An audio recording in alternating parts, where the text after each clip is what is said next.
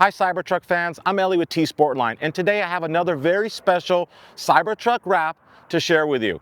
Check out this two-tone wrap using Tmaxx, color change, gloss white, gloss black, PPF to create this Tuxedo edition. This is absolutely super cool. We've never done it. I don't think anybody else has ever done it out there. Something different. Tuxedo edition, gloss white on the top, gloss black on the bottom. What a special look.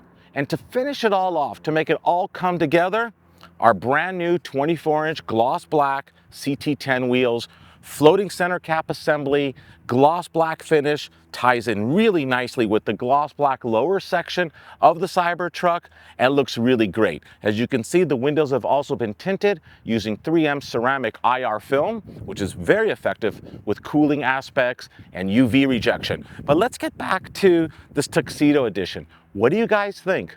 The customer and I went back and forth quite a few times with whether the upper half should have been black and the lower half white, and I think that at the end of the day, he made the right decision, specifically because it also ties in very nicely with the gloss black finish wheels. Anyway, very special. What a great look. The Cybertruck really lends itself to a two-tone color aspect. We've done others. This is fresh and new. What color would you do?